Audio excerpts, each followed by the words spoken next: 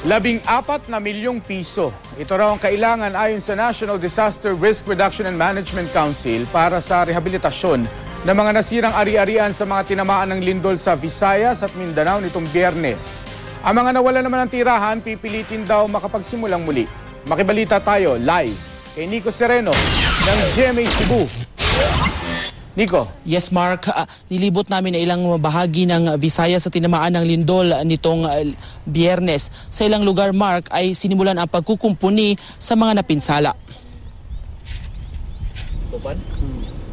Normal nang muli ang takbo ng buhay rito sa Cebu City 2 araw matapos ang naramdamang Intensity 5 na lindol. Noong Biyernes na balot ng pag-aalala ang mga Cebuano dahil sa pagyanig. Dali-dali pa nga nagsilabasan ng gusali ang mga empleyado. Ang ilang high school students noon na galing sa night classes ng Lahug High School na antala ang pag-uwi dahil sa lindol. Ngayon nakabalik na sila sa eskwela at wala namang naitalang pinsala sa buong lungsod. Pero sa karatig na Eastern Samar Province, kita ang pinsala ng magnitude 7.6 na lindol. Sa Mercedes, dinatna namin ang mga kawani ng Department of Public Works and Highways, Samar Engineering District na kinukumpuni ang Buyayawon Bridge. Nagkaroon ng malaking crack ang tulay at gumuho ang isang parte nito. Tansya ng DPWH, aabot ng 3 milyong piso ang gastos sa pagkukumpuni ng tulay.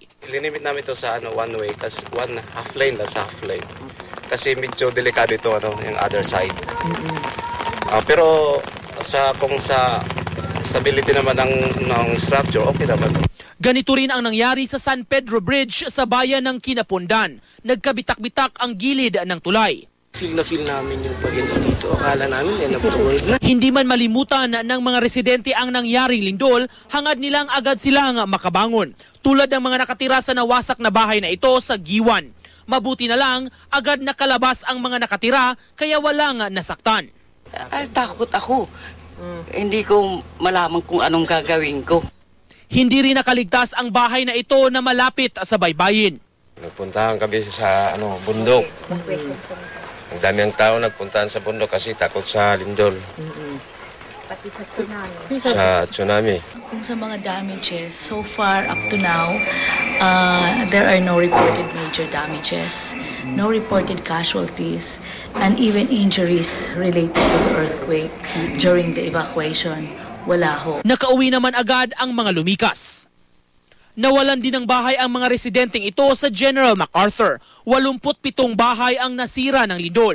May ilang nagsalba ng ilang bahagi ng mga bahay para magamit sa muling pagtatayo ng mga ito. Nasira rin ang ilang bahay sa Tacloban, Leyte. Halos 300 pamilya ang lumikas noong Biyernes nang mag-abiso ng tsunami alert. Maging sa Iloilo, naramdaman ang lindol kaya doble ingat ang mga residente. Wala ring nasaktan sa pagyanig doon na tumagal ng mahigit 30 segundo. Mark, ayon sa Office of the Civil Defense 8 ay tinatayang nasa 12 million pesos ang halaga ng pinsala ng lindol sa mga pampublikong infrastruktura sa Eastern Visayas. Hindi pa kasama niyan ang mga ari-arian at mga bahay ng mga apektadong residente. Mark. Maraming salamat sa iyo, Nico Sereno, live mula yan sa Cebu City.